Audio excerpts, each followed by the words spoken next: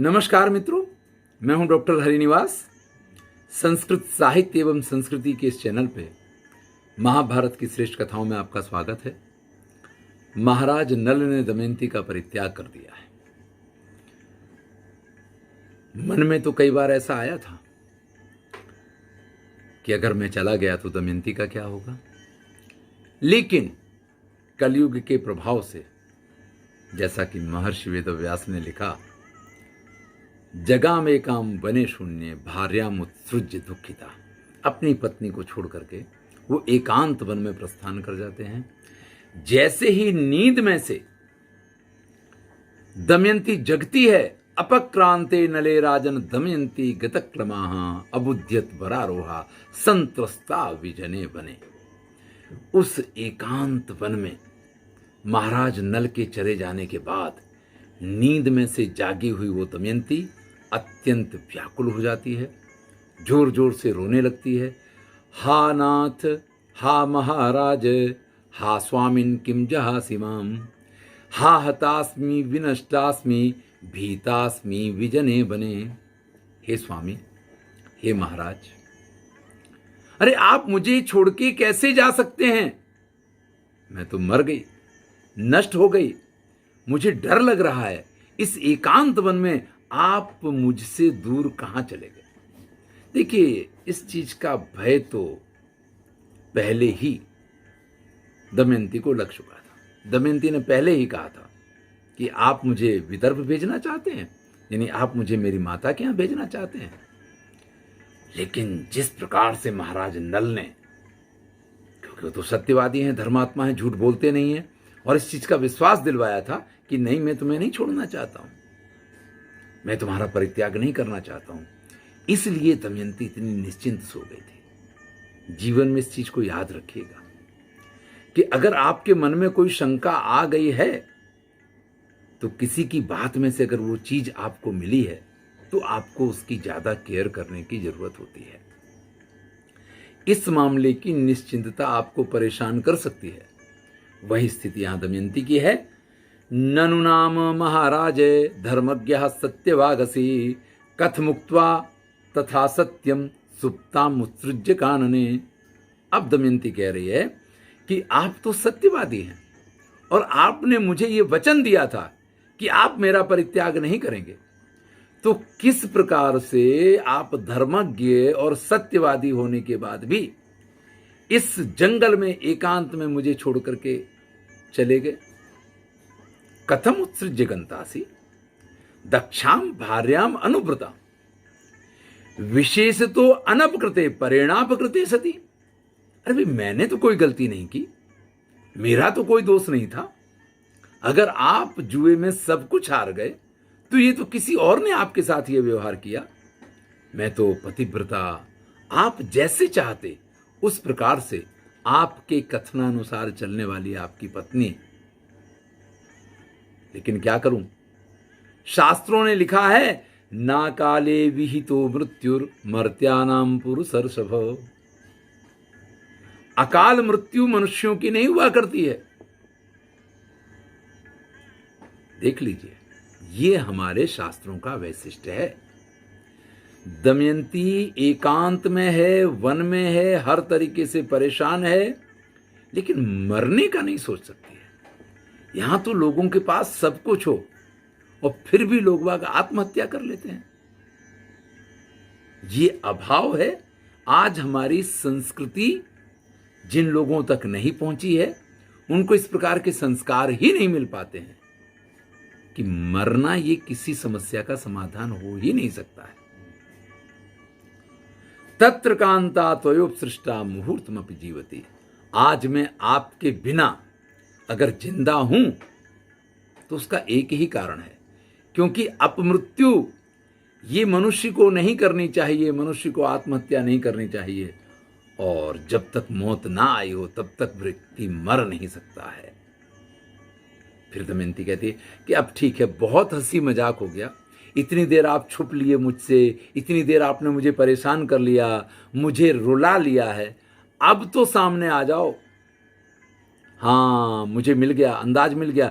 देखो, आप वहां पत्तों के पीछे छुपे हुए हो, आप वहां उस गुल्म, उस वनलता के पीछे छुपे हुए हो, जल्दी से आप प्रकट हो जाओ, अब बहुत मस्ती हो गई, अब मुझसे बर्दाश्त नहीं हो रहा है।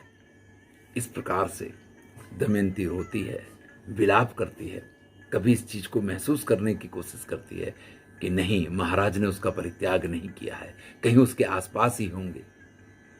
लेकिन जब कहीं से भी उसको महाराज दिखाई नहीं देते हैं, नृशंसंवत राजेंद्र यन्मामे वगतामिह बिलपंतिम समागम्य नाश्वास्यसि पार्थिव। आप बहुत कठोर हो गए हो, पहले आप ऐसे नहीं थे। मैं इतना रो रही हूं, मैं इतनी परेशान हो रही हूं, और आप मुझे सांत्वना तक देने के लिए नहीं आ रहे हैं। मुझे अपनी चिंता नहीं है, मुझे चिंता तो आपकी हो रही है कि आप मेरे बिना एक क्षण भी जो नहीं रहते थे, जब आप थक जाएंगे, जब आप भूख से व्याकुल हो जाएंगे, सायंकाल जब आप वृक्ष के मूल के पास आकर के बैठेंगे और वहां मुझे नहीं देखेंगे, तो आपको कितना दुख होगा। मुझे मेरे दुखों की चिंता नहीं है, मुझे तो आपकी चिंता हो रही है। इसलिए हे महाराज, आप जहां भी हो जल्दी से आ जाओ, मैं आपके बिना नहीं रह सकती हूं। इस प्रकार से कहती हुई दमयंती इधर से उधर, उधर से इधर वन में भागने लग जाती है। और तभी वहां उपस्थित एक अजगर, जिसको बड़ी जोर से भूख लगी थी, दमयंती को पैरों से पकड़ लेता है। वो दमयंती को निगलने लग जाता है।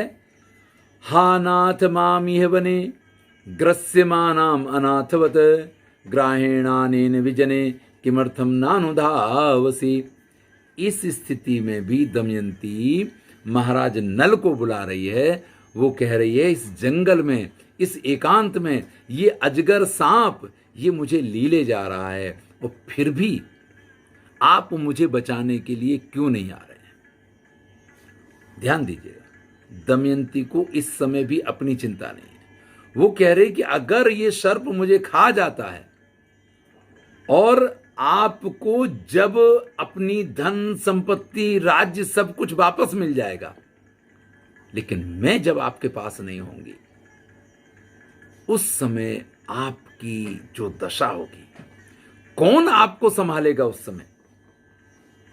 देखिए, यहां जो अजगर की बात की गई है, वो एक इस प्रकार की स्थिति है कि अजगर के मुंह में मगर की तरह दांत नहीं होते हैं कि वो किसी को काटे।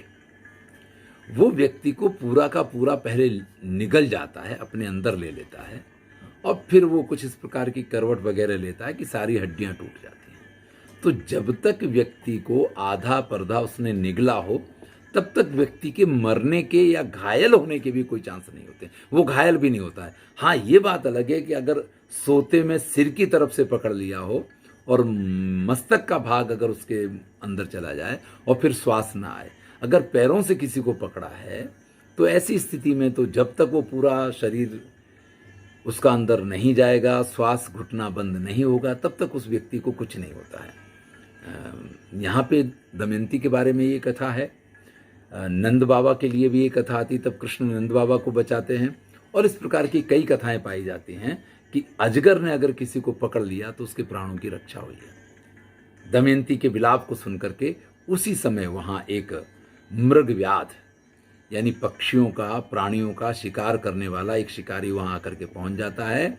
और वो शिकारी मुखता पाटयामास शस्त्रेण निशितेन च, एक तीव्र धार तलवार लेकर के उस अजगर के मुख को फाड़ देता है, और इस प्रकार से दमयंती को वो बचा लेता है। महर्षि वेदव्यास ने लिखा है, मोक्षित्वा सताम व्याधा प्रक्षाल्य सलिलेन च।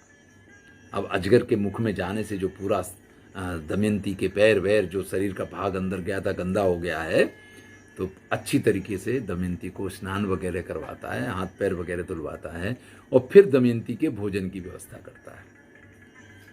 भोजन कर लेने के बाद जब वो दमयंती को देखता है कि आधे वस्त्र में वो लपटी हुई है, इतनी सौंदर्य की प्रतिमूर्ति है, हर प्रकार से अनवद्यांगी है, पूर्ण चंद्र निभाननम, पूर्णिमासी के चंद्रमा की तरह जिसका मुख है, उस व्याध के मन में दमयंती के लिए पाप आ जाता है और वो तरह तरह की बातें करके दमयंती को अपने वश में करना चाहता है। तब दमयंती कहती है कि तामेव श्लक्षणा वाचा लुब्ध को मृदुपूर्वया सांत्वया मास कामार्ता तदबुद्ध्यत भाविनी। महर्षि वेदव्यास कहते हैं कि जितनी मीठी मीठी बातें वो शिकारी करता है, दमयंती भी उतनी ही तीव्रता के साथ और उतनी ही सत्यनिष्ठा के साथ उसको समझाने की कोशिश करती हैं। लेकिन जब वो नहीं समझता है और दमयंती को बस में करने की कोशिश करता है, तब दमयंती ये कहती हैं, यद्यहम नैषधाद अन्यम मनसापि न चिंतये तथायम पतता शूद्रो परासु मृग जीवन। अगर मैंने कभी भी महाराज नल के अतिरिक्त किसी अन्य पुरुष का मनसी भी विचार न किया हो, तो इस शिकारी का इसी समय मृत्यु हो जाए। जैसे ही दमयंती ने यह कहा है, आग की तीव्र ज्वालाएं प्रकट हुई हैं और उसमें उसी समय वो शिकारी भस्म हो गया है। इस प्रकार से महाराज नल दमयंती को छोड़ के चले गए और दमयंती को अजगर खाने गया। उससे एक शिकारी ने उनको बचाया, लेकिन वो शिकारी खुद दमयंती का शिकार करना चाहता है, लेकिन दमयंती जैसी सती और पतिव्रता स्त्री के सामने उसकी एक नहीं चली। ये कहीं ना कहीं इस चीज को व्यक्त करता है। हमारी संस्कृति में ये कुछ बातें इस प्रकार से प्रस्तुत की गई हैं जिनका एक विशिष्ट महत्व है, जिनका एक अपना अर्थ होता है कि अगर व्यक्ति मानसिक रूप से सुदृढ़ है तो घने जंगल में अगर वो अकेला भी है तो भी सभी प्रकार की परेशानियों का सामना कर सकता है। विपत्तियां उसका कुछ नहीं बिगाड़ सकती हैं। अभी तो प्रारंभ हुआ है, देखिए आगे क्या क्या विपत्तियां दमयंती के ऊपर आती हैं और उनका सामना दमयंती किस प्रकार से करती है। आगे की कथा अगले वीडियो में सुनेंगे। मैं हूं डॉक्टर हरिनिवास और चैनल का नाम है संस्कृत साहित्य एवं संस्कृति। महाभारत की श्रेष्ठ कथाएं चल रही हैं। अगर आपको अच्छा लगे तो मित्रों के साथ शेयर कीजिए। धन्यवाद।